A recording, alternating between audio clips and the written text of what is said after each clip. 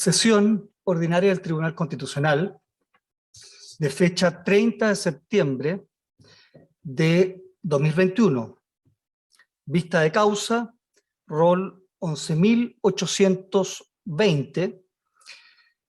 Requerimiento de inconstitucionalidad deducido por el vicepresidente de la República respecto de las declaraciones de inadmisibilidad aprobadas por la Honorable Cámara de Diputados y por el Honorable Senado, que recaen en 7 observaciones de Su Excelencia el Presidente de la República, formuladas al Proyecto de Ley sobre Garantías y Protección Integral de los Derechos de la Niñez y Adolescencia, contenidos en el boletín número 10.315-18.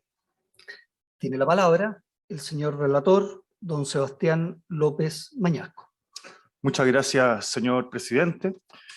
Certifico que esta vista de causa se lleva a efecto por vía semipresencial, estando integrado el tribunal por su presidente, ministro señor Romero, y por sus ministros señor Aróstica, señor Abraham, señores Letelier, Pozo, Vázquez, señora Silva y señores Fernández y Pica de modo presencial, y por el ministro señor García en forma remota. Con fecha 6 de septiembre del año en curso, a Fojas 1, don Rodrigo Delgado, vicepresidente de la República, subrogando a su excelencia el presidente de la República, don Juan José Osa, ministro secretario general de la Presidencia, y doña Carla Rubilar, ministra de Desarrollo Social y Familia, conforme al artículo 93, número 3, constitucional, y 61 y siguientes de la Ley Orgánica Constitucional de esta magistratura, formulan el requerimiento de inconstitucionalidad respecto de las declaraciones de inadmisibilidad de las observaciones del presidente de la República declaradas por la Cámara de Diputados y el Senado respecto del proyecto de ley de garantías y protección integral de los derechos de la niñez y adolescencia. En consecuencia, se indica en el requerimiento que el deber de promulgar las normas objeto de estas observaciones se llevaría en contravención a lo dispuesto en el artículo 73, incisos segundo y cuarto, y sexto y séptimo constitucionales. Así, las declaraciones de inadmisibilidad vulnerarían en la especie, en primer término, el deber de admitir a trámite observaciones presidenciales que cumplen con tener relación directa con las ideas matrices o fundamentales, o que fueron consideradas en el mensaje, conforme al inciso segundo del artículo 73. Y en segundo lugar, lo dispuesto en el inciso cuarto del mismo artículo, según el cual si las cámaras pretenden la aprobación de las normas remitidas por el presidente y observadas, deben desecharlas por mayoría simple o la que sea pertinente y luego insistir por los 2/3 de los miembros presentes en el proyecto aprobado originalmente por ellas. A continuación, y antes de aludir al contenido de las ideas matrices como observaciones y argumentos generales contenidos en el libelo y sin pretender abarcarlo todo atendida a la extensión del mismo, cabe consignar, entre otras cuestiones, lo siguiente. En primer término, se alude que respecto a las reglas de aprobación o en su caso de insistencia para su operación adecuada, la Constitución prevé un conjunto de normas que protegen el sentido y alcance de las expresiones de la voluntad legislativa de los órganos que participan en el debate y aprobación de la ley. Esta protección, que se eleva a nivel constitucional, es relevante en el sistema de pesos y contrapesos propios del régimen de separación de poderes que nos rige, y en que debe quedar correctamente expresada la voluntad legislativa de los 3 órganos que participan en el debate legislativo, el presidente de la República y las 2 cámaras, y también en aras del cumplimiento del principio democrático conforme se explica. Así, el constituyente ya del año 1970 y hasta el día de hoy incluye en las reglas de formación de la ley las denominadas reglas de atingencia, que obligan a que las modificaciones o adiciones que se incorporen a la discusión y votación del proyecto tengan relación, conexión, correspondencia con el contenido del proyecto. Estas reglas están en el artículo 69 y 73 constitucionales, prescribiendo el 73, inciso segundo, respecto del presidente de la República, que en cuanto a su desaprobación del proyecto aprobado por las cámaras y las observaciones, estas no se admitirán si no tienen relación directa con las ideas matrices fundamentales del proyecto, a menos que hubieran sido consideradas en el mensaje. Estas reglas constitucionales evitan que una corrección, o en este caso observación presidencial, introduzca en el proyecto un contenido ajeno al que es objeto del debate, consenso o disenso. Luego se señala por la actora que el conflicto constitucional objeto de este requerimiento es de carácter estrictamente jurídico, pues recae sobre una norma constitucional y no se funda en la bondad o en la oportunidad de las observaciones del presidente, sino en una relación objetiva y demostrable con las ideas matrices o con el contenido del mensaje. Junto con conceptualizar las ideas matrices aludiendo a jurisprudencia de este Tribunal Constitucional, entre otras en los roles 9, 259 y 768, se señala que en la especie estas observaciones precisamente recayeron en materias que su oportunidad fueron objeto de la discusión parlamentaria y tanto tales no tienen cuestionamiento en cuanto a su relación directa con las ideas fundamentales del proyecto. Luego, se manifiesta que dentro de las reglas de atingencia el constituyente permite a los presidentes de comisión o de cámara o a las mismas comisiones o a las salas excluir del debate legislativo aquello que no tiene corrección o correspondencia alguna, pero no se trata de una valoración de interés o de contenido político. Como se señaló, un tema estrictamente jurídico y sería además una garantía procedimental con efectos sustantivos, como se indica también siguiendo doctrina que se cita. Se agrega que esta facultad se concibe como, si se concibiera como de naturaleza política, apta para expresar aprobación o rechazo como contenido de mérito o observación, ofrecería una ventaja procedimental que sería incompatible con las reglas constitucionales de formación de la ley. La declaración de inadmisibilidad recaída sobre una adición, corrección o observación deja sin efecto su valor como expresión de la voluntad legislativa, entonces de quien la formula. En efecto, se indica que las observaciones aditivas excluirían los nuevos contenidos del trámite legislativo y dejan subsistente el texto anterior, mientras las sustitutivas o supresivas, que también se declaran inadmisibles, generan el efecto de dar valor a una disposición aprobada a aquella que fue sustituida o suprimida contra también la expresa voluntad del presidente de la República. Esto a su vez genera un problema constitucional grave. Como se indicó, pues al no considerarse como expresiones de una voluntad legislativa válida, genera el equivalente al efecto de una aprobación tácita, siendo la voluntad, en este caso del presidente de la República, la opuesta. En consecuencia, se indica que según el artículo 73 de la Carta Fundamental, si las dos cámaras hubieran querido desechar las observaciones presidenciales, debiesen haber votado y rechazado las observaciones y luego haber insistido en el texto original con el voto de los 2/3 de los miembros presentes. Así en la especie se indica que se vulnera el artículo 73 constitucional por haberse aprobado las disposiciones con un quórum impropio. Se añade además que la naturaleza propia de las observaciones en el caso de la supresiva o sustitutiva impide o dificulta que ellas no tengan relación directa con las ideas matrices del proyecto, de modo que justifique una inadmisibilidad como la que aconteció en la especie.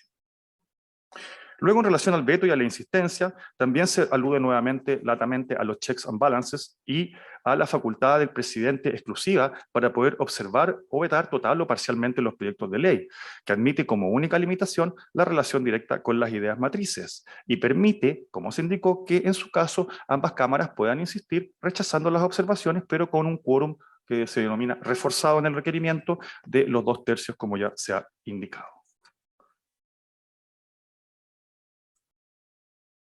Se agrega entonces que la no aplicación de las reglas de insistencia y la declaración de inadmisibilidad respecto a las observaciones del presidente que operó en la especie ha perjudicado la potestad legislativa presidencial, que resulta superada, en este caso, por una mayoría simple de ambas cámaras. Se alude también al pronunciamiento de este tribunal recaído con anterioridad en el rol 2464.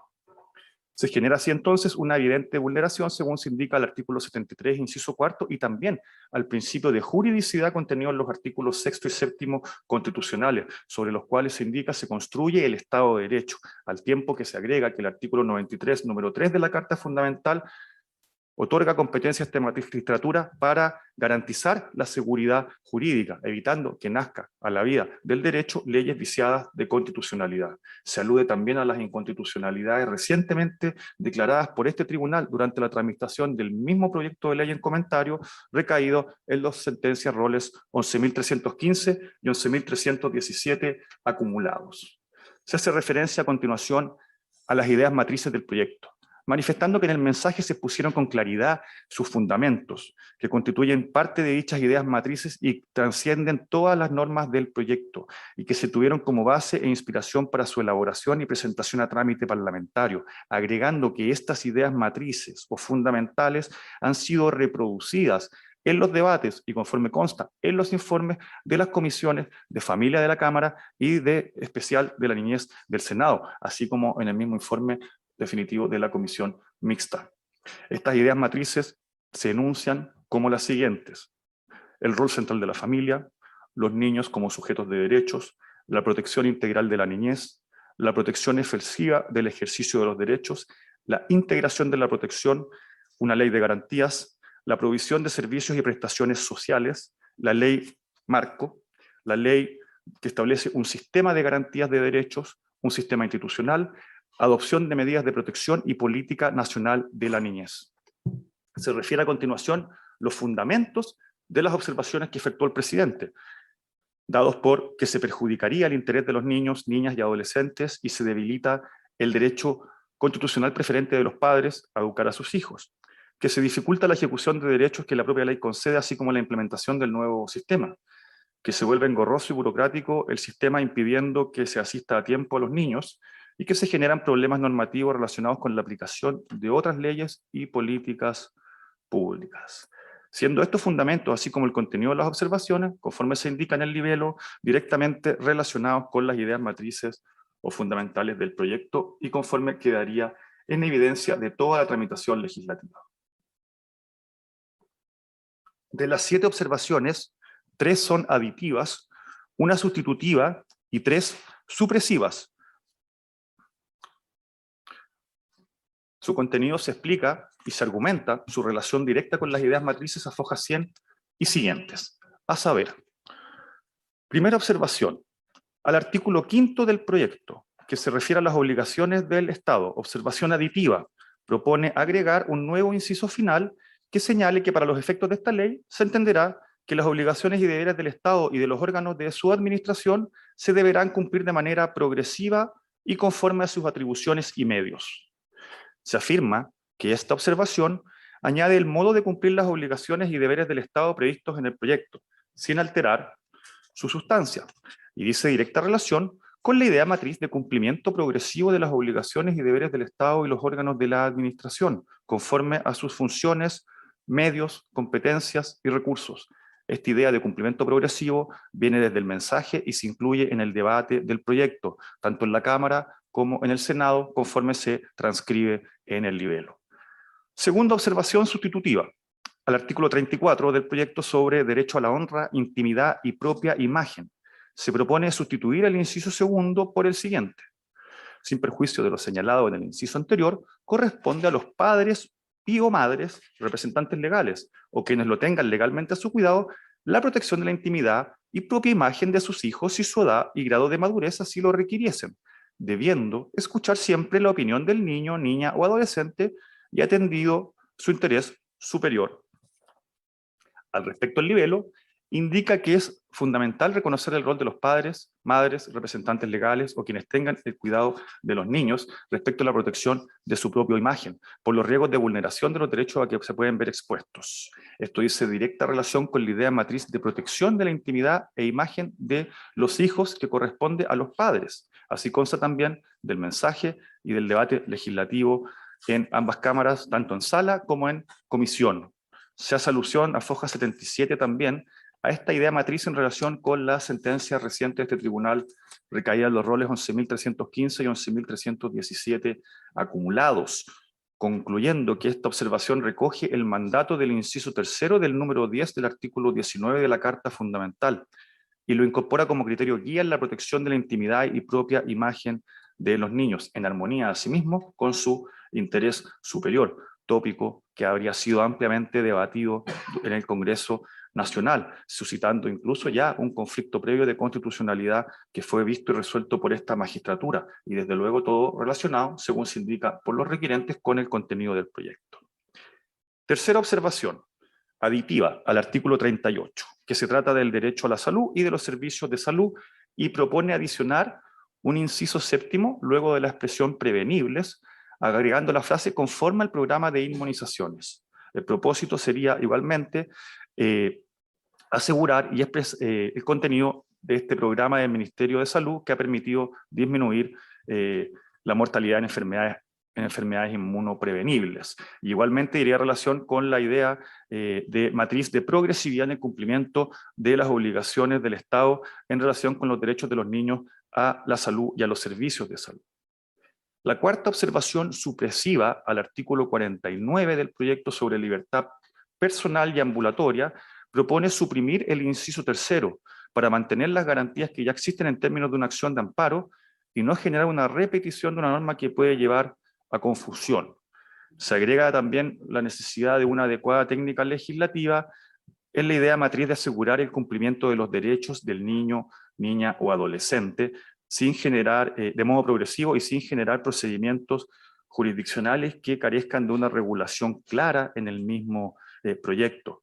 En efecto, se indica que el proyecto y la observación giran sobre la idea matriz de asistencia efectiva y defensa jurídica para los niños, niñas y adolescentes, precaviendo los problemas que podría generar una acción que solo se enuncia sin mayor desarrollo y, no obstante, está el asunto también regulado en el artículo 50 del proyecto. De modo que se busca con esta idea matriz no generar las dudas en la aplicación de la ley. Quinta observación supresiva al artículo 50, relativo al debido proceso, tutela judicial efectiva y especialización. Acá se propone suprimir en el inciso tercero la expresión jurídica y en el inciso segundo la expresión administrativa o, con el objeto de reforzar también la desjudicialización del sistema de garantías. Esta observación también desarrollaría la idea del mensaje y de todo el debate legislativo dada por el aseguramiento efectivo del cumplimiento de los derechos del niño y se enmarca en la idea matriz de efectiva y adecuada asistencia jurídica, en el marco de la discusión sobre los procedimientos administrativos y judiciales. Sexta observación aditiva al artículo 72 del proyecto sobre procedimiento de protección administrativa. Propone adicionar, luego de la expresión gratuita, la frase conforme a lo establecido en el artículo 50 de la presente ley. Esta observación, al igual que las dos anteriores, se indica, también busca regular de modo armónico el derecho a la representación judicial de los niños que se encuentra ya consagrado en el artículo 50 del proyecto. Y por último, la observación supresiva séptima al artículo 88, que modifica la ley 19.968 y que se propone suprimirlo con el objeto de tener una mejor coordinación normativa, atendido que la misma ley referida también se encuentra en revisión. Esta observación también dice relación con la idea del mensaje y la idea matriz de que todo niño debe contar con la debida asistencia gratuita para el ejercicio de sus derechos. A fojas 82, 92 y 99 se hace alusión a las votaciones que determinaron que tanto la Cámara como el Senado declarasen inadmisibles las 7 observaciones referidas. Por oficio de 25 de junio de 2021, la Cámara de Diputados informó al Ejecutivo que el Congreso Nacional aprobó el proyecto. El presidente formuló las observaciones que ingresaron al Congreso el 21 de julio. En Comisión de Familia de la Cámara se votó la inadmisibilidad que fue aprobada por mayoría de 7 diputados a favor y 6 en contra. Luego, puesta en votación la propuesta de la Comisión de Inadmisibilidad en la sala de la Cámara, fue aprobada por la sala por 66 votos a favor, 59 en contra y una abstención. Luego, en el Senado, se votó en la Comisión de Niñez también por la inadmisibilidad, declarándose por 3 votos a favor y 2 en contra, y puesta la cuestión en sala para votar la propuesta de inadmisibilidad de comisión, también se aprobó por 23 votos a favor y 18 en contra. A continuación, la Cámara envió la iniciativa de ley a este Tribunal Constitucional para el control de constitucionalidad y posteriormente ingresó el requerimiento de inconstitucionalidad de autos.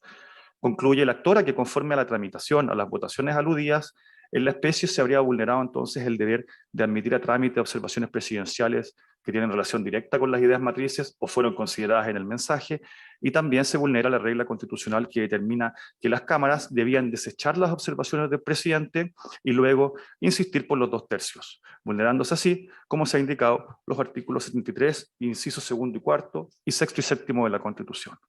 Las reservas de constitucionalidad durante la tramitación del proyecto son referidas a fojas 93 y 95, donde se indica y se transcribe La reserva del ministro secretario general de la Presidencia es la discusión de la inadmisibilidad del veto en la Comisión de Niñez del Senado, donde solicitó que quedara constancia de su reserva y asimismo lo hizo con posterioridad también el ministro referido en la sala de la Cámara de Diputados.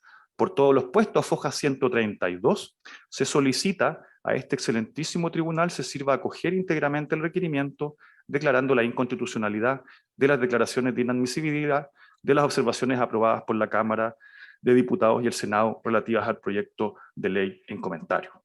Por resolución del Pleno de este excelentísimo tribunal, de 23 de septiembre, se acogió a trámite y declaró admisible este requerimiento y se ordenó ponerlo en conocimiento del Honorable Senado y de la Honorable Cámara de Diputados para que, como órganos constitucionales interesados en el asunto, formularan observaciones y presentaran antecedentes. Transcurridos los plazos legales, no fueron evacuadas presentaciones por ninguna de las cámaras del Congreso Nacional. Habiéndose traído los autos en relación y agregada la causa para su vista en esta sesión de pleno, se anunció en forma para alegar el abogado representante del Ejecutivo. Es todo, señor presidente. Muchas gracias. Señora ministra.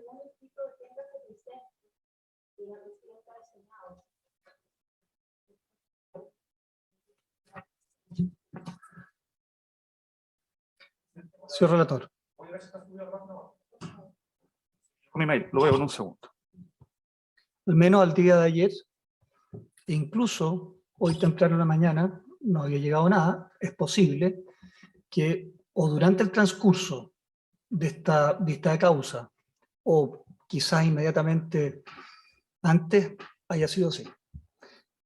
Y aprovecho de mencionar que ni la Cámara de Diputados ni el Senado ejercieron su derecho a estar presentes en esta vista de la causa. A continuación, le doy la palabra al señor abogado Alan Brofman Vargas por la parte requirente, el vicepresidente de la República. Buenos días. Con su venia, presidente, doy inicio al alegato por Rodrigo Delgado Mocaler, vicepresidente de la República, Juan José Ossa, ministro secretario general de la Presidencia, y Carla Rubilar Barahona, ministra de Desarrollo Social y Familia, en auto su rol 11.820-2021. Excelentísimo Tribunal Constitucional. El conflicto de constitucionalidad planteado por su excelencia el presidente de la República tiene su origen en la vulneración de las disposiciones que sustentan el funcionamiento de los pesos y contrapesos de la separación de poderes en lo que a la formación de la ley se refiere. El requerimiento interpuesto se formula para la defensa de sus facultades constitucionales y para precaver el nacimiento de normas legales incluidas en el proyecto y que, de acuerdo con lo planteado en el citado requerimiento, adolecen de un vicio de forma que impide su incorporación al ordenamiento jurídico. En esta fase del proceso legislativo, el presidente de la República ha agotado sus atribuciones legislativas y después de representar la inconstitucionalidad de los acuerdos que declaran la inadmisibilidad de 7 observaciones presidenciales, no tiene otra opción que requerir ante el Tribunal Constitucional la revisión de dichas inadmisibilidades, con el fin de reencauzar el procedimiento dentro de las reglas del proceso de formación de la ley, de las que nunca debió salir. El requerimiento se dirige contra los acuerdos adoptados por la Honorable Cámara de Diputados en sesión 64ª especial del 29 de julio de 2021 y por el Senado sesión 73ª ordinaria 1 de septiembre de 2021, en los que se declaran inadmisibles 7 observaciones presidenciales formuladas al proyecto de ley sobre el sistema de garantías de los derechos de la niñez y que tienen relación directa con las ideas matrices y fundamentales del proyecto, en contravención al mandato del inciso segundo del artículo 73 de la Constitución Política, que permite dicha declaración solo cuando dichas observaciones no tienen una relación directa con las ideas matrices o fundamentales del proyecto. Dicha declaración, al dejar sin efecto las 7 observaciones presidenciales, genera la subsistencia de todas y cada una de las disposiciones del proyecto objeto de observación, las que se entienden aprobadas al no recibir observación alguna del presidente de la República. Esta aprobación, fundada en una mayoría simple obtenida en ambas cámaras en su oportunidad, al carecer del fundamento exigido por el inciso segundo del artículo 73, vulnera el quórum de insistencia previsto en el inciso final del mismo artículo 73 y que alcanza los 2/3 de los miembros presentes en cada cámara. La declaración de inconstitucionalidad solicitada, en caso de ser acogida, conduce a admitir a trámite legislativo las 7 observaciones presidenciales y las somete al régimen de aprobación o rechazo de los incisos 3º y 4º del artículo 73. En el caso de ser desechadas las observaciones presidenciales por ambas cámaras, recordemos, es posible insistir en la totalidad o parte de las normas aprobadas originalmente por ellas. Me referiré en primer lugar a las reglas constitucionales de la separación de poderes y al lugar dentro de ellas ocupa el control de admisibilidad de observaciones previstos en el inciso 2º del artículo 73. La regulación del proceso de formación de la ley en la Constitución vigente considera tanto el consenso como el disenso entre los órganos colegisladores. Una vez iniciado el trámite legislativo por moción parlamentaria o mensaje presidencial, la ley adoptará sus contenidos definitivos sumando el consenso de cada uno de los órganos constitucionales que intervieran en el proceso de formación de la ley. Cada órgano puede otorgar su aprobación o su aprobación por mayoría, bien a las normas que han ingresado a trámite, bien a normas que han recibido cambios mediante indicaciones u observaciones aditivas, supresivas o modificativas. Los cambios que recibe el mensaje o moción son los que ajustan el texto debatido a la voluntad legislativa de cada órgano, y este ajuste es el que permite la generación del consenso que da legitimidad democrática a la ley.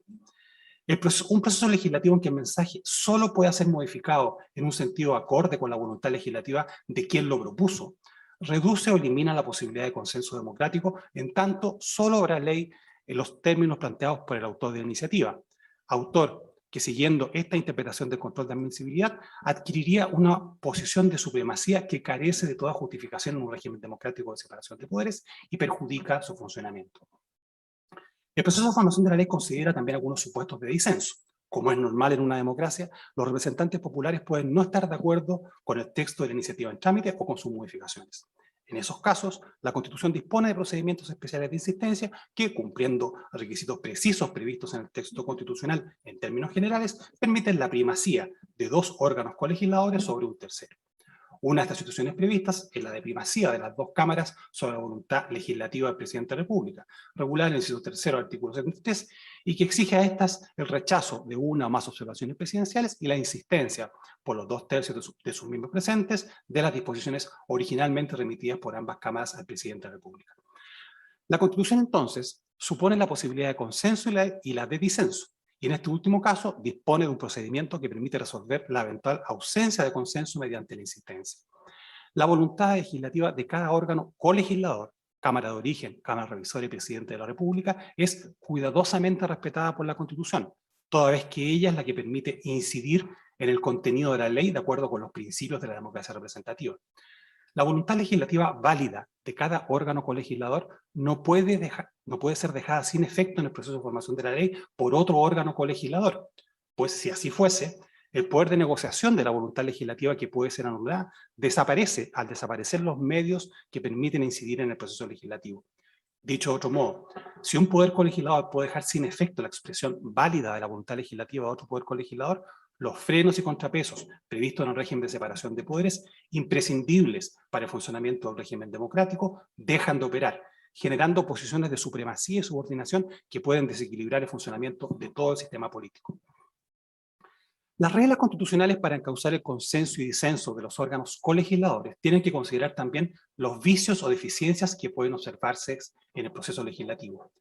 Uno de estos problemas es el de las leyes misceláneas, caleidoscópicas o leyes ómnibus, bien descrito en la obra de Jorge Tapia, La técnica legislativa, publicada por la Editorial Jurídica en el año 1960. En dicha obra se explica la práctica parlamentaria que adiciona indicaciones no relacionadas con el mensaje en tramitación que se observa ya en leyes aprobadas en la década de los años 40 del siglo pasado. El problema es técnico legislativo y político. Técnico legislativo y grueso, si me permite la expresión, ya que la suma de contenidos no relacionados con la iniciativa de ley daña la interpretación y la aplicación del texto de la ley, forzando incluso, en algunos casos, la aprobación de leyes ulteriores que se requieren para aclarar el mandato de la ley miscelánea. Político, pues fomentan la aprobación de leyes que, junto con resolver una cuestión o necesidad prioritaria, atienden intereses particulares de los congresistas que condicionan su voto a la inclusión de la indicación de su autoría. Un ejemplo de este tipo de práctica y que nos sirve para entender el sentido del inciso 2º del artículo 73 de la Constitución Política es el que ofrece la obra citada, el que menciona la ley 10.343 de mayo de 1952, que en sus 215 artículos permanentes regula al menos 29 materias distintas, las que incluyen aumento de sueldo, aumento de extensión de la asignación familiar, jubilación del personal femenino de la administración pública a los 25 años de servicio, aumento de la dieta parlamentaria, recargo de la cobranza domiciliaria de agua potable, condonaciones de deudas e indemnizaciones en diversos servicios, naturaleza jurídica de varios servicios, exención de impuestos a los cuerpos de bomberos, liberación de derechos de internación a los ovejunos, provisión a la venta a plazo de artículos suntuarios, creación de escuelas de periodismo, previsión de los pilotos de la línea aérea nacional, modificación de la ley que otorgó empréstito para la transformación de la ciudad de Talca, carácter de la licuación del aceite de ballena y cachalote, que no constituye operación de elaboración o transformación, derecho a Montepío de los hijos naturales, entre varios otros que no menciono para tenerme el tiempo previsto para esta alegato. Como se expone al requerimiento, los controles de admisibilidad incorporados a los reglamentos camerales fueron insuficientes para resolver el problema técnico, legislativo y político de las indicaciones inatingentes que daban origen a las leyes misceláneas. Fue necesario reformar la Constitución de 1925 para introducir el control de admisibilidad de indicaciones y observaciones en las normas constitucionales. Y menciono las indicaciones en primer lugar porque la revisión de la historia indica que el problema tiene una relación más directa con la iniciativa parlamentaria que con la formulación de observaciones por el presidente de la República. Subrayemos que la incorporación del control de admisibilidad en la Carta de 1925 tiene dos consecuencias, ambas previstas por el constituyente. La primera es que reajusta el rango normativo de la regla, transformando una cuestión reglamentaria en una cuestión de carácter constitucional. La segunda, que va de la mano con la creación del Tribunal Constitucional y la fijación de sus funciones y atribuciones, es que el ejercicio del control de admisibilidad regulado constitucionalmente se encuentra sometido a la revisión de una potestad de carácter jurisdiccional. Esta segunda consecuencia fue entendida por quienes promovieron la reforma de 1970 como esencial para lograr el resultado buscado, que no es otro que evitar, al margen de toda consideración política o partidista, la reintroducción de la práctica parlamentaria de las leyes misceláneas. Requerimientos interpuestos en 1972 ratifican en esta materia la importancia del control del Tribunal Constitucional sobre el ejercicio del control de admisibilidad, nacido en nuestro ordenamiento jurídico en esta reforma de 1970. La norma de 1925 fue recogida por el constituyente en 1980, los artículos 69, inciso primero, y 73, inciso segundo, como parte de un propósito constitucional más amplio de someter los poderes colegisladores a las reglas constitucionales que le asignan su potestad legislativa y así precaver abusos en su ejercicio. Ambas son normas concebidas para promover la vigencia efectiva de una regla jurídica clara y no constituyen una mera reiteración de una potestad exclusivamente interna de autoridades y mayorías parlamentarias. Tanto la historia de la reforma constitucional de 1970 como la jurisprudencia del Tribunal Constitucional de 1972 dan cuenta del interés por resolver una mala práctica parlamentaria mediante el derecho y no simplemente con un criterio de conveniencia partidista no sometido a escrutinio o control jurídico constitucional. Los elementos utilizados por el constituyente para configurar la exigencia jurídica de admisibilidad al trámite legislativo son dos: una regla que delimita el campo de la tingencia o pertenencia a la materia o asunto del mensaje en trámite, y un tipo de vínculo que ha de unir la observación y el asunto o materia que se entiende propio del mensaje. En aquello que constituye la materia o asunto que fijará la tingencia, la Constitución utiliza, en el inciso segundo del artículo 73, dos conceptos: ideas matrices o fundamentales e ideas que hayan sido consideradas por el mensaje. Conviene subrayar que el constituyente en ambos casos utiliza el concepto de idea y no el de precepto, norma o disposición.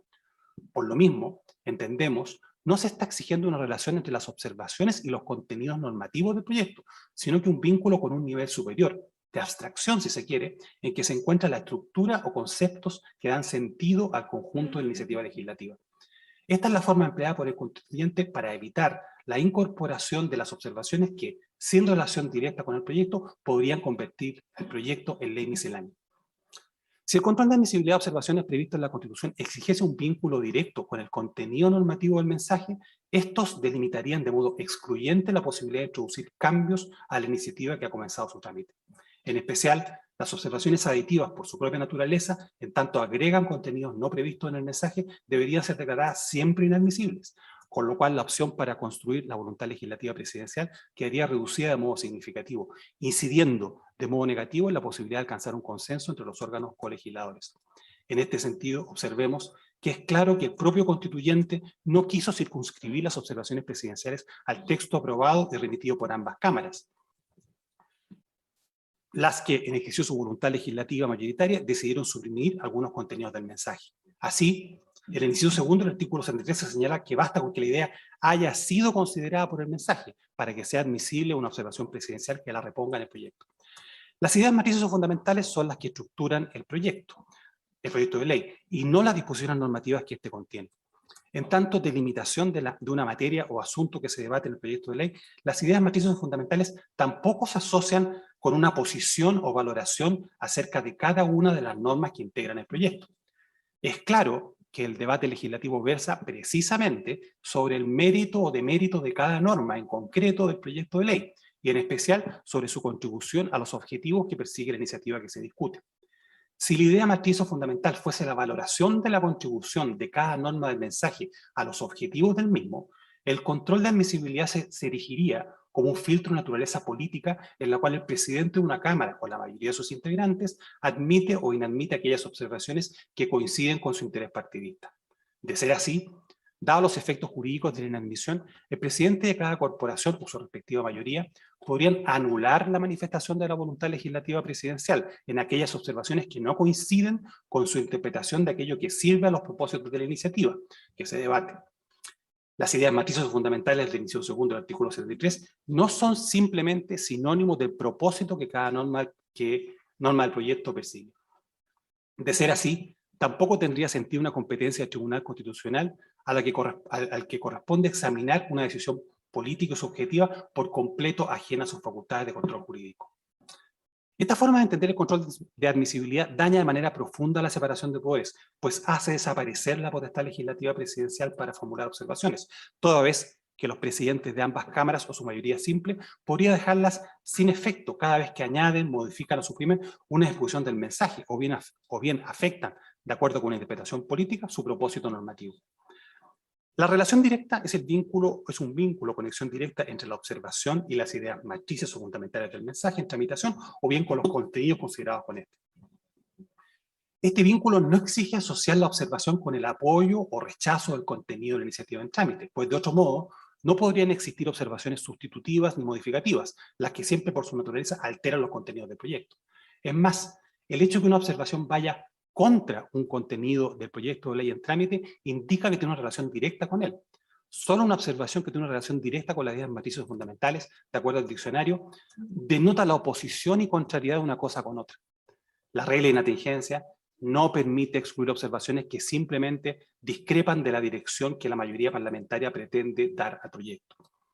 Como señalamos antes, la configuración del control de admisibilidad debe entenderse como un instrumento de carácter jurídico para evitar la mala práctica de las leyes misceláneas, confiado en primer lugar a la autoridad de cada corporación y eventualmente a sus mayorías, y sometido a la competencia de control de constitucionalidad otorgada al Tribunal Constitucional. Su ejercicio fuera de la regla del inciso segundo del artículo 73 daña el funcionamiento de la separación de poderes y en particular la aplicación de la regla de insistencia prevista en el inciso final del mismo artículo 73. Termino con una mención a la relación directa de cada una de las 7 observaciones presidenciales con las ideas matrices fundamentales del proyecto. El mensaje del proyecto de 21 de septiembre de 2015 identifica como sus ideas matrices en su sección segunda la de constituir una ley de garantías que provee de servicios y prestaciones sociales, como una ley marco que establece un sistema para la garantía de los derechos y un sistema institucional que permite la adopción de medidas de protección fundada en una política nacional de la niñez y que genera la necesidad de introducir ajustes normativos en algunas leyes. Simplemente tomé los títulos de cada una de las secciones del mensaje del proyecto que se epigrafía con el título de ideas matrices del proyecto. En el debate legislativo y las observaciones presidenciales discurren entonces sobre cuáles son estas garantías, servicios y prestaciones sociales, las instituciones y medidas de protección pertinentes y los ajustes normativos requeridos para su vigencia efectiva. La primera observación aditiva agrega al artículo 5º que las obligaciones y deberes del Estado se cumplirán de manera progresiva y conforme a sus atribuciones y medios. El artículo 5º original del mensaje, en la parte pertinente, se refería a las competencias legales o atribuciones y disponibilidad presupuestaria, medios y su ejecución de manera progresiva, por lo que parece difícil negar la relación directa de esta observación con dicho mensaje. Lo dicho no impide destacar que esta progresividad, como otros tópicos, y como señaló un senador en la última sesión en que se trató la admisibilidad de estas observaciones, fue un tópico recurrente del debate parlamentario del proyecto. La existencia de disenso acerca de la progresividad y su contribución a la efectiva tutela buscada debiesen causarse dentro de la regla de la separación de poderes prevista en la Constitución Política y en la fase final del proceso legislativo impulsar un pronunciamiento de ambas cámaras en términos del inciso tercero o cuarto del artículo 73. La segunda observación formulada por el presidente es sustitutiva y su simple inteligibilidad en el contexto del inciso segundo del artículo 84 es indicativa de su relación directa con las ideas matrices o fundamentales del proyecto. El texto remitido al presidente de la República por las cámaras comienza con la atribución del ejercicio del derecho a la protección de la intimidad y de la propia imagen al niño, niña y adolescente de acuerdo a su edad y madurez, y reconoce también el derecho de padres, madres, representantes a este mismo ejercicio, escuchando la opinión del niño, niña y adolescente si tiene la madurez suficiente y siempre a su interés superior. La observación sustitutiva, para la mejor protección de la intimidad y la propia imagen, encarga su protección a padres, madres o representantes legales, si su edad o grado de madurez así lo requiriesen, escuchando la opinión del niño, niña y adolescente y atendiendo su interés superior. Nuevamente, observamos disenso entre la propuesta de las cámaras y la observación sustitutiva, pero es claro que ambas solo regulan ideas matrices fundamentales del proyecto, siguiendo opciones políticas distintas. Cabe notar que la observación presidencial no solo se relaciona de manera directa con una idea matriz, sino que se ajusta a la debida aplicación del inciso tercero del número 10 del artículo 19, objeto de la sentencia del Tribunal Constitucional 11.315, 11.317 de 2021, recaída en un requerimiento formulado sobre este mismo proyecto. La tercera observación presidencial aditiva agrega al inciso séptimo del artículo 88 la expresión conforme al Programa Nacional de Inmunizaciones. La adición delimita el derecho a la inmunización contra enfermedades prevenibles, en términos de un programa nacional que es el que provee de medios para completarlo. La relación directa con el proyecto y sus ideas matrices fundamentales es clara, en tanto dispone el servicio de este derecho dentro de los medios previstos por el sistema sanitario para atenderlo. Una idea similar se encuentra en el precedente artículo 38, que se refiere a las medidas que adoptan los órganos de la administración del Estado dentro de su competencia, conforme a sus disponibilidades presupuestarias para propender a su plena efectividad en el sistema de salud público.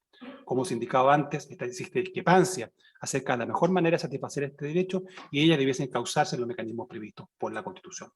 La cuarta observación presidencial suprime el inciso tercero del artículo 49 del proyecto. Este inciso se refería a una acción de amparo que no es regulada por el proyecto, ni es remitida al texto constitucional, ni a otro cuerpo legal, y desarrolla el derecho a contar con un abogado en el lugar donde se encuentre el niño, niña o adolescente detenido o retenido ilegal o arbitrariamente.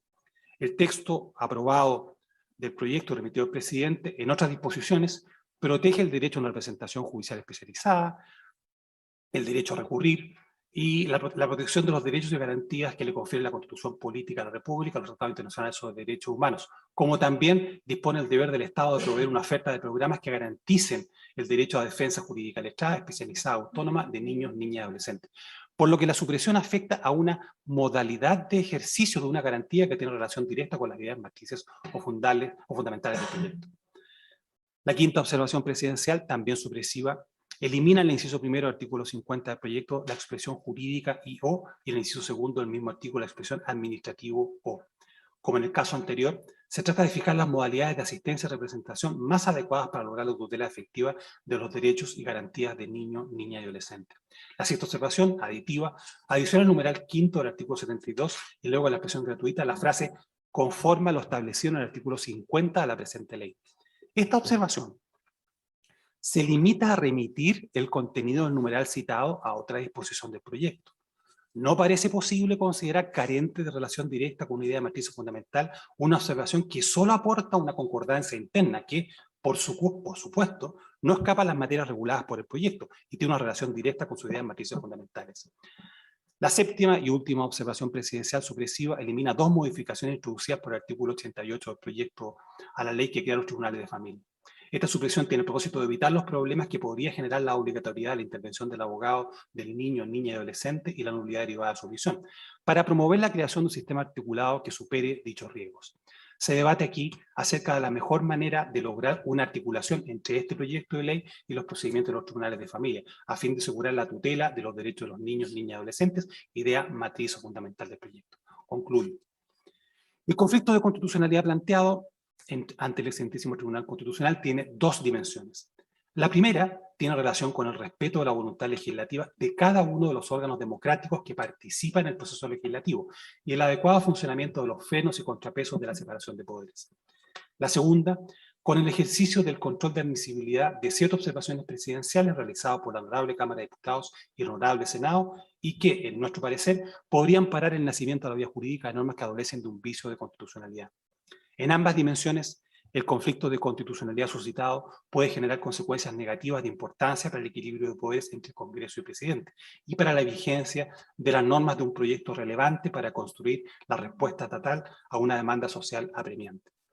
El requerimiento presidencial, cuyo alegato concluimos, solicita al excelentísimo Tribunal Constitucional que declare inconstitucional los acuerdos de inadmisibilidad adoptados por la Honorable Cámara de Diputados en sesión 64ª, especial del 29 de julio de 2021, y por el Honorable Senado en sesión 73ª, ordinaria 1 de septiembre de 2021, que recaen en 7 observaciones presidenciales formuladas al proyecto de ley sobre el sistema de garantías de los derechos de la niñez y que tienen relación directa con las ideas matrices fundamentales del proyecto, en contravención al mandato del inciso segundo del artículo 73 de la Constitución Política y con consecuencias inconstitucionales en términos del inciso final del mismo artículo. Termino así el alegato concedido. Muchas gracias. Muchas gracias, señor abogado. Señoras y señores ministros, ¿tienen alguna pregunta que formular al señor Bofman? Ministro Vázquez. Buenos días, señor abogado. Ya, señor ministro. La pregunta es la siguiente. Quisiera que me señalara ante un eventual cuestionamiento a que esto se trata de que la declaración de admisibilidad o inadmisibilidad no es un tema que esté regulado constitucionalmente, sino que simplemente o solamente en la Ley Orgánica Constitucional del Congreso Nacional. Y en consecuencia estaríamos frente a un tema más bien de legalidad que de constitucionalidad.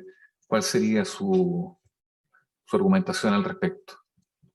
Muchas gracias, señor ministro, por su pregunta. Sí, yo entiendo que la respuesta la encontramos en la historia de la norma constitucional. Efectivamente, el problema de las leyes misceláneas fue un problema significativo en el funcionamiento de la formación de la ley bajo la Constitución de 1925.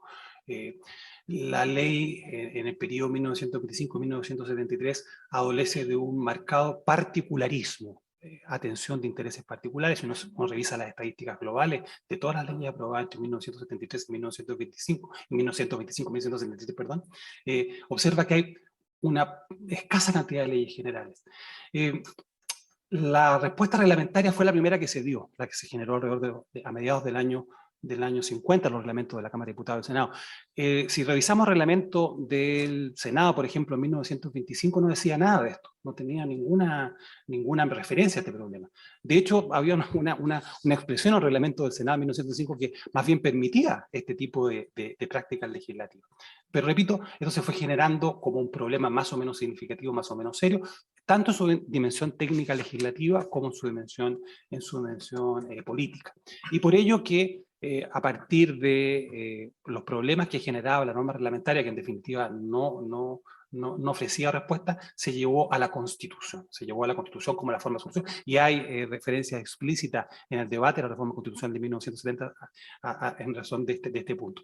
Ahora bien, ¿cómo empalmamos la Constitución de 1925 con la Constitución de 1980? La Constitución de 1980 toma este elemento, pero la Constitución de 1980 está preocupada de los mismos temas en relación con la potestad, con el ejercicio y el mal ejercicio de la potestad legislativa. Tiene las mismas preocupaciones. De hecho, no lo he mencionado, pero la Constitución de 1980 en su texto original sancionaba con la cesación de sus funciones al diputado o senador que plantea una indicación manifiestamente contraria a la Constitución.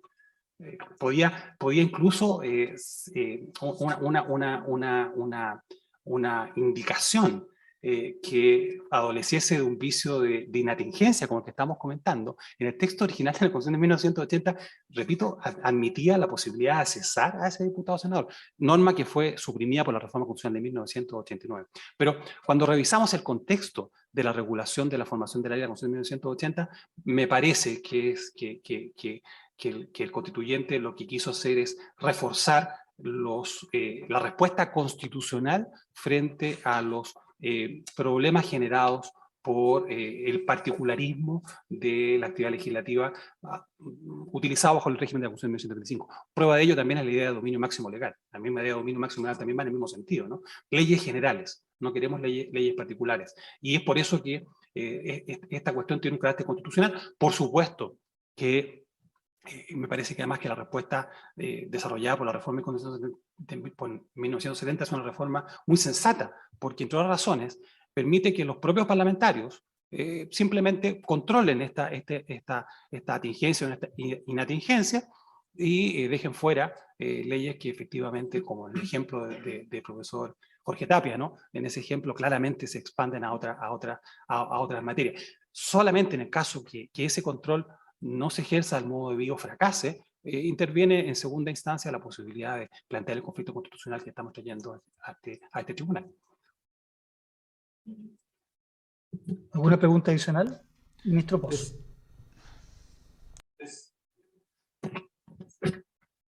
Y posteriormente, el ministro García. Dos preguntas en una. El tema, me gustaría que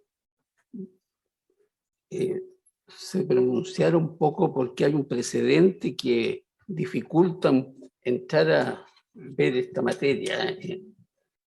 Es la sentencia 2646 del año 14 sobre televisión digital, donde se plantea una situación muy similar.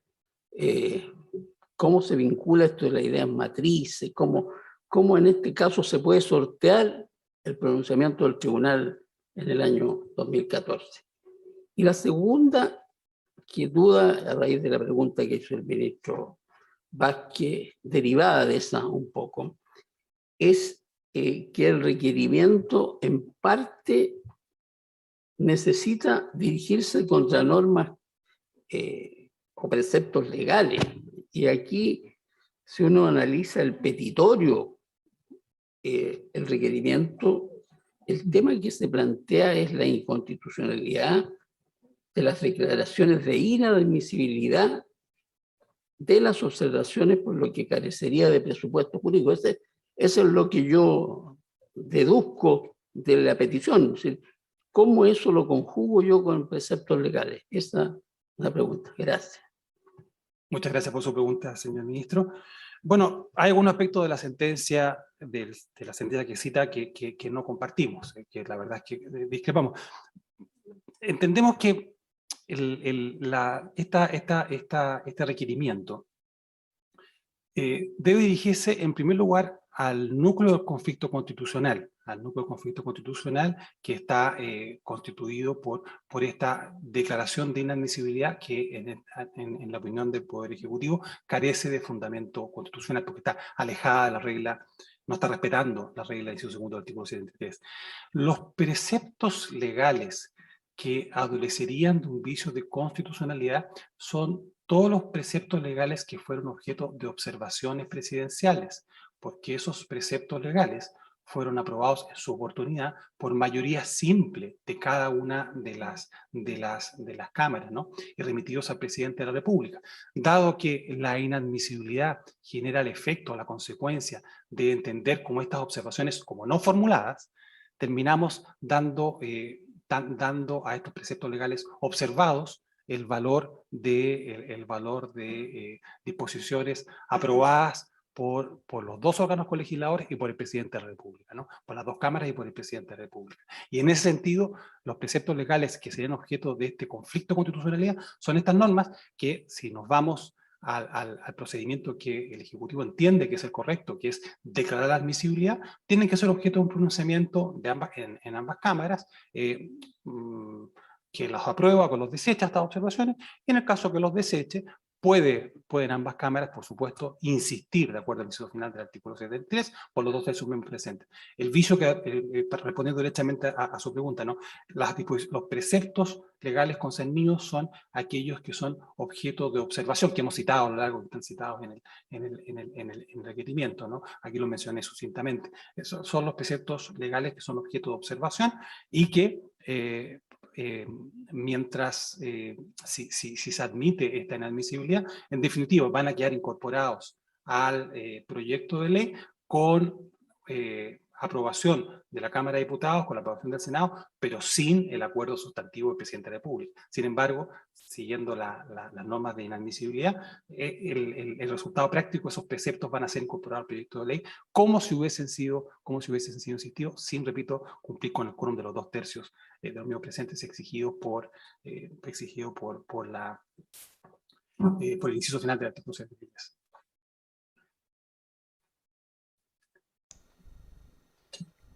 Una duda que, no sé, y la competencia del tribunal, ¿de dónde emanaría aquí? ¿Cómo entra? Porque a mí es complicado el tema de competencia, es decir, ¿cómo el tribunal puede entrar a resolver un tema de esta naturaleza, donde el dilema constitucional es medio abstracto? Segundo, lo normativo pareciera más ser un tema político que un tema normativo. Ese es el tema de fondo que veo en la respuesta suya. Eso es la respuesta.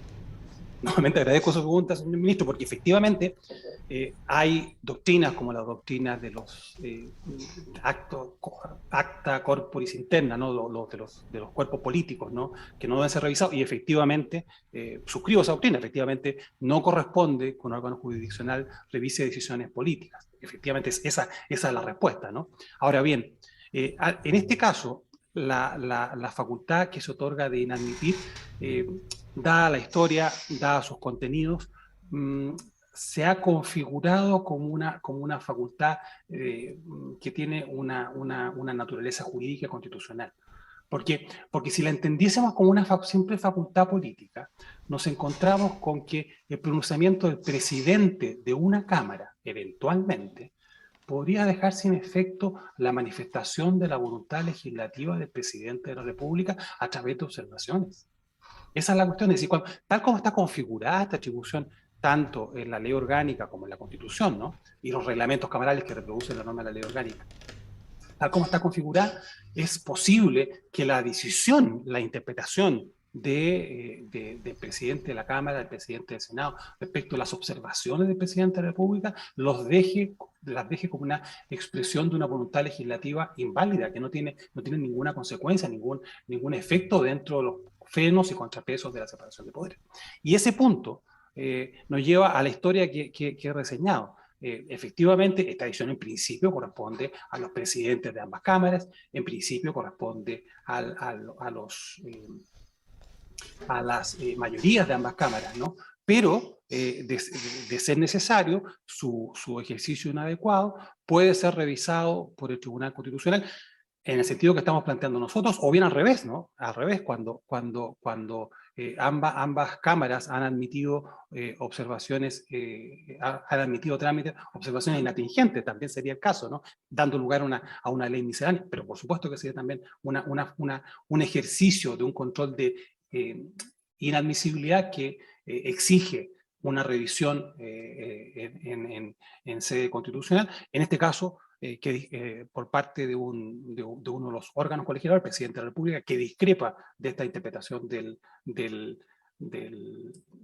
ambas cámaras, ¿no? Subrayo que si admitiésemos algunos de los argumentos que se han planteado durante el debate parlamentario, respecto de la inatingencia de estas observaciones, que más, repito, que más allá de su mérito o mérito, si aceptamos los argumentos que ellos plantean, en el fondo, el mensaje o eventualmente la moción congelaría sus contenidos una vez iniciado su trámite legislativo. Claro, porque cada vez que se cuestione que una indicación o una observación presidencial va contra los propósitos de la norma, puede ser declarada inadmisible por parte del presidente de la Cámara o el presidente del Senado, o eventualmente por la mayoría de ambas cámaras, ¿no? Entonces, la cuestión aquí es que si el control de inadmisibilidad funciona de manera adecuada, efectivamente es una cuestión interna del Congreso Nacional, de ambas cámaras, ¿no? Si funciona de manera inadecuada, como es el caso, según la mirada del Poder Ejecutivo, existe la posibilidad de revisar esta decisión y revisar si existe relación directa entre las observaciones y el mensaje respectivo en relación con el objetivo de las normas, de esta norma, que es evitar leyes misceláneas. Si estas observaciones conducen al carácter misceláneo, bueno, por supuesto que sería un caso en que las cámaras tendrían razón. Gracias. El ministro García tiene la palabra. Presidente, por su intermedio, a profesor Alan Brofman, como gran experto en materia de derecho parlamentario. Las expresiones sobre la tramitación de las observaciones y vetos en materia de proyectos de ley tienen 4 trámites. Un trámite relativo a la admisibilidad, un segundo trámite relativo a la recalificación de los vetos y observaciones, para después proceder al examen de los vetos relativos a la votación misma del veto y a la perspectiva de su insistencia. ¿Cuál es el quórum de definición de la admisibilidad y de la calificación de los vetos?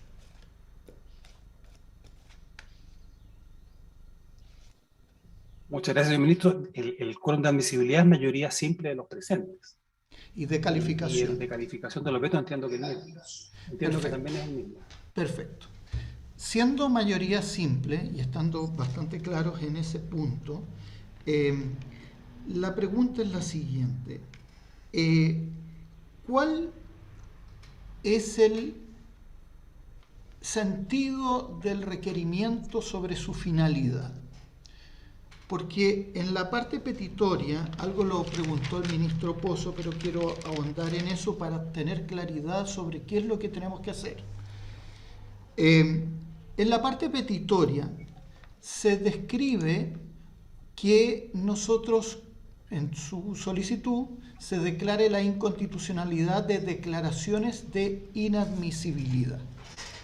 Entonces, son actuaciones. Despejo inmediatamente un viejo dilema que tuvimos a raíz de la tramitación del proyecto de ley de postnatal, en donde también se debatió si lo que se estaba cuestionando eran las actuaciones del postnatal. El tribunal tuvo ahí una división en las reglas iniciales de admisibilidad, pero en la sentencia 2025, relativa a un reproche sobre actuaciones, el tribunal termina definiendo una decisión sobre la declaración de inconstitucionalidad de un artículo específico, el inciso primero, el artículo 197 bis, que incorporó al Código del Trabajo una determinada regla. Entonces, terminó excluyendo una regla y en el fondo procedió a un control de una norma propiamente tal. La pregunta es, ¿cuál es el sentido de este requerimiento? Porque o no nos piden eliminar una norma, o nos pide dos cosas que son bien complejas.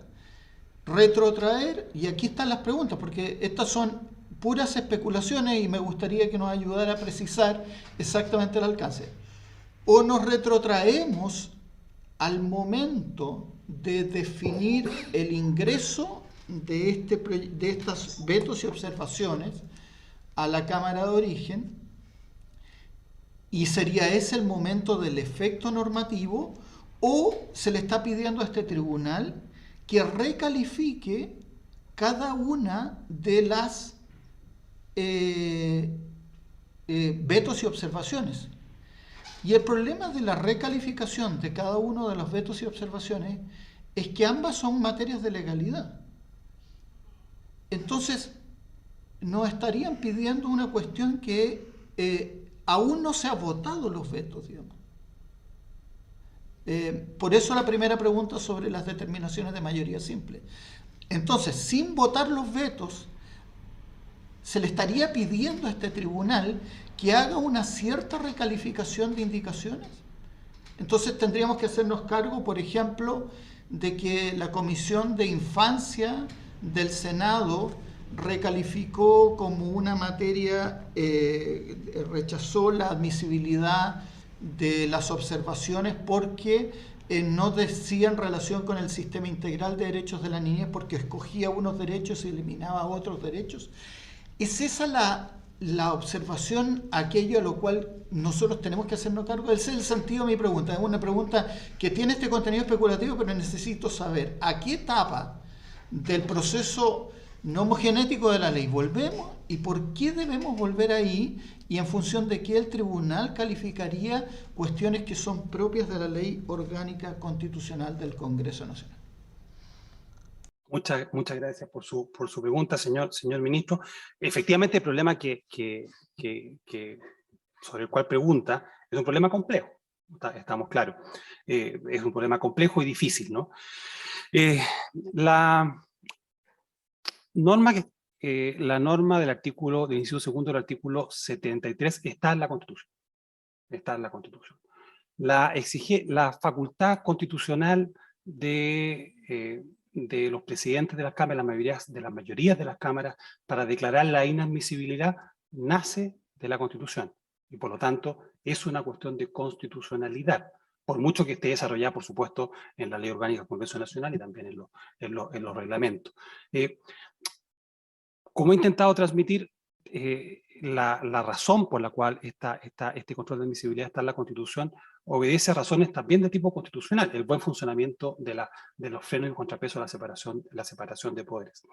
El peligro de no intervenir, y supongamos, y dejo de lado este caso concreto, este caso concreto, ¿no? No tengo el peligro de permitir que el presidente, una mayoría de una Cámara, declare la admisibilidad de una observación presidencial a partir de su inconveniencia o de su desacuerdo político sobre esa observación, es un peligro muy serio, porque es una regla que no respeta la voluntad legislativa, en este caso el presidente de la República. Rompe todo un sistema de equilibrios que está previsto en la formación de la ley en la Constitución. Y ese es el peligro y es la razón por la cual esta cuestión es claramente una cuestión, entiendo, una cuestión de constitucionalidad.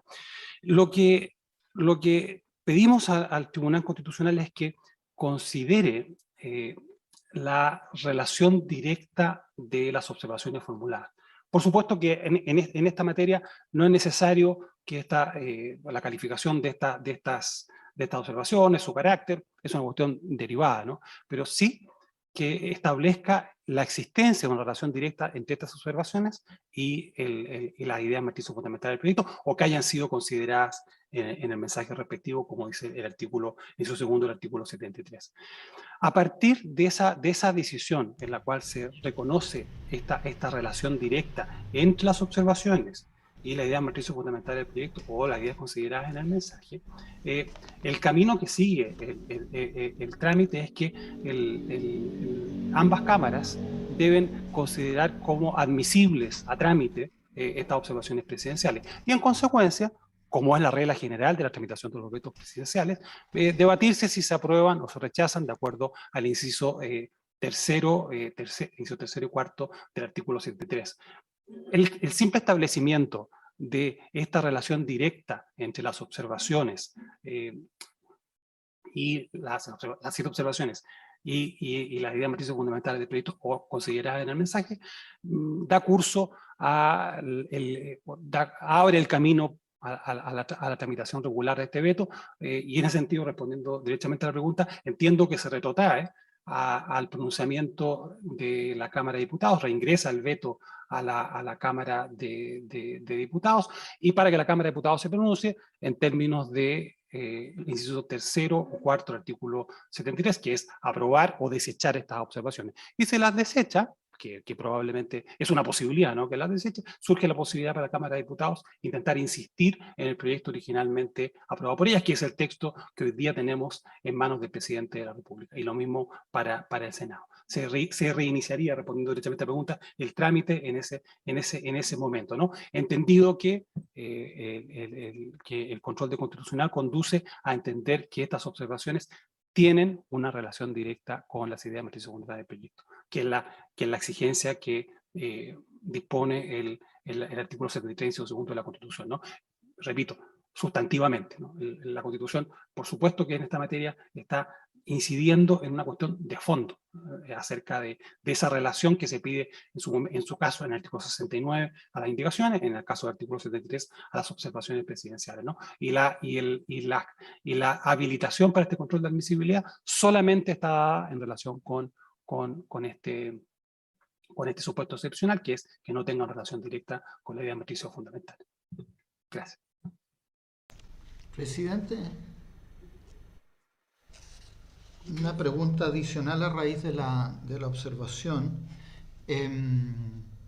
y de la respuesta a la pregunta, se aísla el caso concreto y se pregunta por una dimensión abstracta sobre un riesgo de abuso, digamos, de abuso político, de abuso de una traba respecto a la tramitación y también de una buena argumentación sobre el uso en un sentido contrario, sobre vetos que incorporarían normas, digamos, que rompen las ideas matrices y tenemos un colgajo de ley en una misma ley, digamos. Yo creo que efectivamente están bien descritas las perspectivas de abuso en un sentido o en otro, pero eso en una dimensión abstracta. Entonces, el problema es el reproche en este caso, por eso vuelvo sobre la idea de la actuación en este caso. ¿Y por qué el reproche en este caso? Porque el reproche en este caso se da en circunstancias de que hay unanimidad en las declaraciones de inadmisibilidad de ambas cámaras. Y no se da la perspectiva de abuso político, porque una sola persona, presidente de la Cámara, del mismo signo político del presidente de la República, pudo haber resuelto este dilema.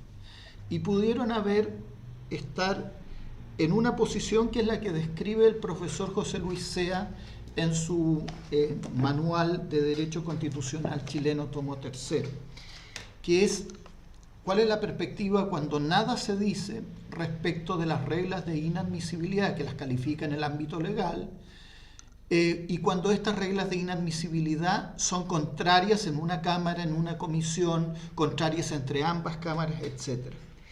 Y en ese contexto el profesor José Luis Sea sostiene que son las negociaciones de ambas cámaras las que permiten arribar a consensos en ese caso. Y en caso contrario, cuando no hay consenso en esa solución, es el propio Tribunal Constitucional el que podría resolverlo en las sentencias de rigor. Entonces, el profesor José Luis Sea encuentra una competencia implícita en esa facultad, pero solo en un caso de la existencia de discrepancias sobre la calificación de inadmisibilidad, que no es este caso. Entonces yo quiero preguntar lo siguiente, Rey. Primero, ¿cuál es su opinión sobre la solución planteada por el profesor José Luis Sea a este tipo de casos? Y segundo, si acaso esta determinación que nos pide el Tribunal Constitucional no configura en la práctica una inaplicabilidad del artículo 32 de la Ley Orgánica del Congreso Nacional, una inaplicabilidad implícita. Abogado, muchas gracias. Los acuerdos adoptados en las comisiones pertinentes en la Cámara de Diputados y en el Senado, y los acuerdos de sala aprobados tanto en la Cámara de Diputados como en el Senado, fueron aprobados por mayoría, fueron aprobados por mayoría en todos los casos, ¿no? Fueron todos aprobados por mayoría. Y eso, respondiendo a la cuestión observada por el profesor José Luis Sea, efectivamente y eso significa que existió discrepancia y discusión sobre estos temas, tanto en las comisiones, en las respectivas comisiones, ¿no?, de la Cámara de Diputados y del Senado, y en la sala en esta materia, y además la reserva de inconstitucionalidad del ministro en representación del presidente de la República, ¿no? Es decir, no existió unanimidad en esta materia de esta inadmisibilidad.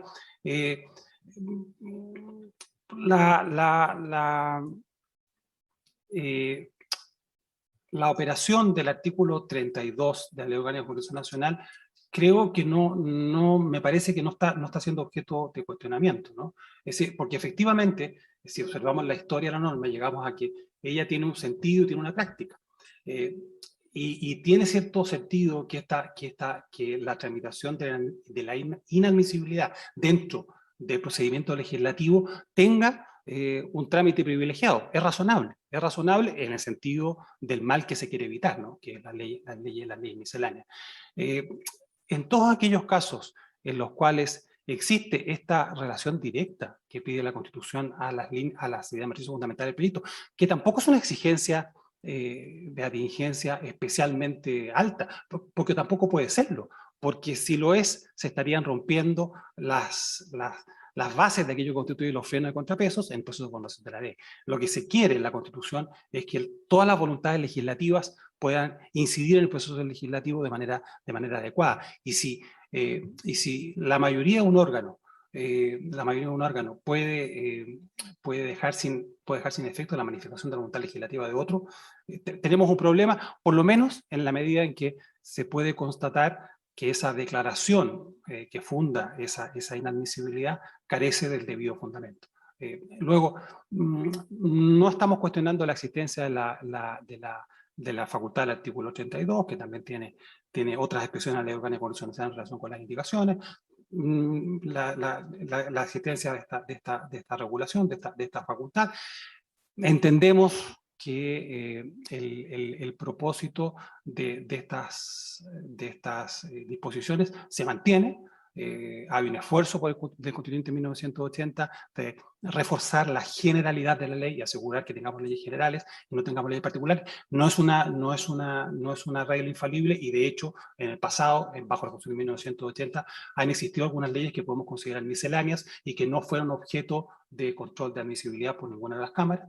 Y claro, la cuestión aquí es hasta qué punto puede este control de admisibilidad utilizarse para un fin distinto para el cual está previsto, que es una exigencia muy clara, muy nítida, que tiene un sentido en nuestra historia constitucional, tiene un sentido en su incorporación a la Constitución, ¿no? De otro modo estaríamos, repito, abriendo una puerta a una facultad que puede resultar extremadamente peligrosa para la operación de la separación de poderes, y hasta cierto punto que deje sin efecto la potestad, la manifestación de la voluntad legislativa del presidente de la República, que parece que es un problema particularmente serio.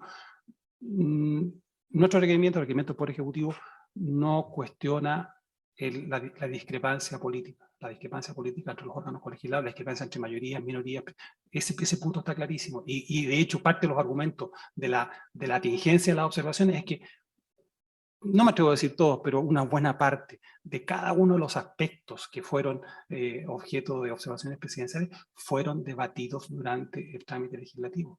Fueron debatidos y fueron objeto de discrepancias. Y esa es la cuestión, que las observaciones presidenciales deben encauzarse en el debate legislativo. De otro modo, llegamos a la consecuencia que la Cámara podría, por esta breve vía, lograr una insistencia a sus preceptos sin acudir al inciso final del artículo 73. ¿Alguna pregunta adicional? No siendo así, ha finalizado la vista de la causa. Muchas gracias.